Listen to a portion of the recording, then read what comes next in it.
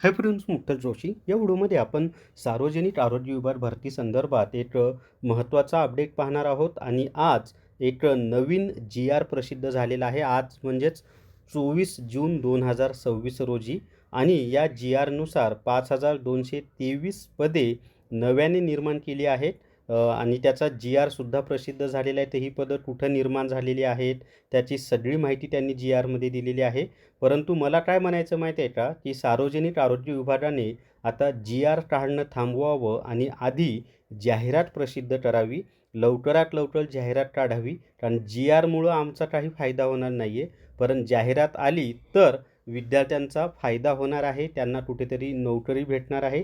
पण ठीक आहे, 5223 पदं वाढलेली आहेत, ही सुद्धा एक आनंदाचीच बातमी आहे.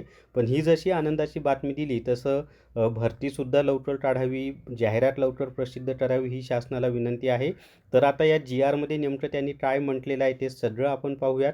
व्हिडिओ शेवटपर्यंत पहा. या व्हिडिओला सर्वांनी लाईक करा, शेअर करा आणि विठ्ठल जोशी जे आपले यूट्यूब चॅनल आहे ते सबस्क्राईब करा. जर तुम्हाला सार्वजनिक आरोग्य विभागामधील MPWसाठी MPW रेकॉर्डेड व्हिडिओ कोर्स विकत घ्यायचा असेल तर प्ले स्टोअरवरून विठ्ठल जोशी ॲप डाउनलोड करा आणि MPW रेकॉर्डेड व्हिडिओ कोर्स विकत घ्या. फक्त 500+ GSTमध्ये हा कोर्स उपलब्ध आहे. आणि याच्यामध्ये आरोग्यशास्त्र, तांत्रिक प्रश्न, सामान्य ज्ञान, मराठी व्याकरण, बौद्धिक चाचणी, इंग्लिश ग्रामर या सर्वांचे रेकॉर्डेड व्हिडिओ दिलेले आहेत. आणि निश्चितच तुम्हाला परीक्षेमध्ये फायदा होईल. मागच्या वेळेस आपल्या कोर्समधून जशास तसे प्रश्न आलेले होते, यावेळेससुद्धा तसंच होणार आहे. तर आणि फी फक्त 500+ GST आहे. पण जाहिरात आल्यावर ही फी 1000 होईल. त्यामुळं आत्ताच हा कोर्स घेतला तर तुमचा अभ्यास पण होईल आणि कमी फीमध्ये हा कोर्स तुम्हाला मिळेल. 1 वर्ष तुमच्याकडे हा कोर्स असतो. तर या ठिकाणी पहा, महाराष्ट्र शासन सार्वजनिक आरोग्य विभाग दिनांक 24 जून 2026 म्हणजे आजच्या तारखेचाच हा जी आर आहे.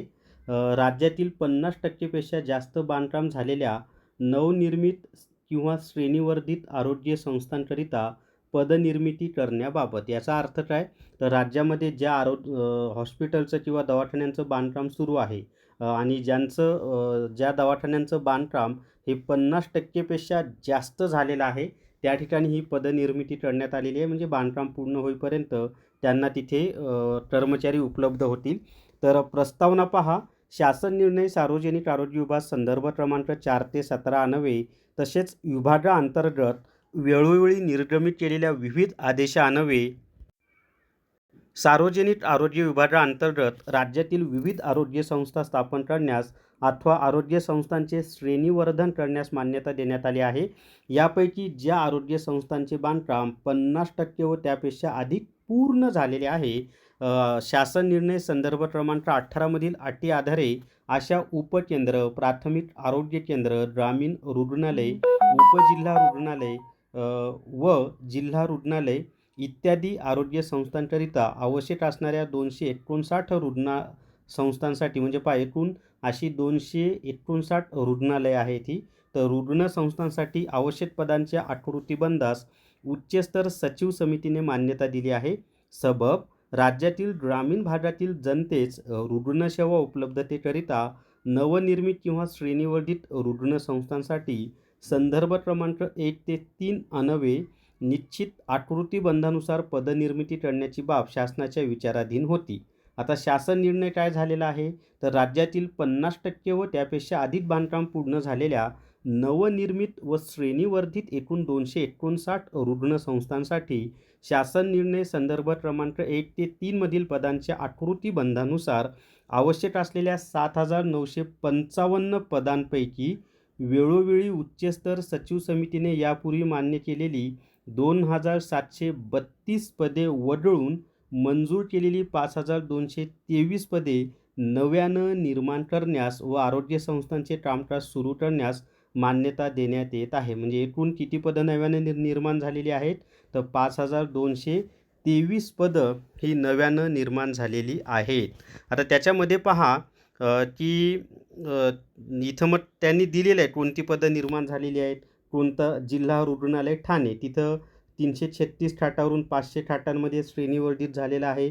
त्यामुळं कर्मचारी वाढलेले आहेत. मग ते कोणते कर्मचारी वाढलेत, परिसेविका आहे, अधिपरिचारिका आहे, त्याच्यानंतर तुमचं वैद्यकीय अधिकारी वर्ग 2 आहे, बधिरीकरण शास्त्रज्ञ, वैद्यकीय अधिकारी अशी त्यांनी तिथं माहिती दिलेली आहे. पहा मुकदम आहे, सफाईदार आहे, शिपाई, सहाय्यक स्वयंपाकी, पहारेकरी, सुरक्षा रक्षक, त्याच्यानंतर वरिष्ठ लिपीक, भांडार लिपीक, कनिष्ठ लिपीक, अधीक्षक कार्यालय अधीक्षक असं प्रत्येक याच्यामध्ये दिलेलं आहे पहा. त्याच्यापुढे जिल्हा रुग्णालय बीड या ठिकाणी सुद्धा 300 खाटावरून 500 खाटांचं हॉस्पिटल झालेलं आहे. त्यामुळं तिथंसुद्धा पदं वाढलेली आहेत. तीच पदं आहेत जी वर दिली होती आपण, तीच पदं वाढलेली आहेत इथंसुद्धा. तर अशा पद्धतीनं ही पदं वाढलेली आहेत आणि प्रत्येक रुग्णालयाची यादी त्यांनी या ठिकाणी दिलेली आहे. याची PDF तुम्हाला आपलं जे विठ्ठल जोशी यूट्यूब चॅनल आहे ना, त्यावर मिळून जाईल की कोणत्या रुग्णालयामध्ये किंवा कोणत्या हॉस्पिटलमध्ये कोणती पदं वाढलेली आहेत ते तुम्हाला या ठिकाणी दिसून जाईल. तर अशा पद्धतीने एक नवीन जी आर प्रसिद्ध झालेला आहे आणि 5223 नवीन पदं निर्माण झालेली आहेत 24 जून 2026च्या या जी आरनुसार. तर आता पाहूया जाहिरातीमध्ये सुद्धा ह्या जागा वाढून येतील का काय ते पाहायला आपल्याला म्हणजे पाहूयात नेमकी आता जाहिरात कधी काढणार हेच आपल्याला माहिती नाही आहे. लवकर जाहिरात येऊ देत आणि त्यामध्ये ही पदंसुद्धा ॲड होऊ देत म्हणजे विद्यार्थ्यांना त्याचा फायदा होईल. तर या व्हिडिओमध्ये एवढीच माहिती. या व्हिडिओला सर्वांनी लाईक करा, शेअर करा आणि विठ्ठल जोशी जे आपलं यूट्यूब चॅनल आहे ते सबस्क्राईब करा. Thank you very much.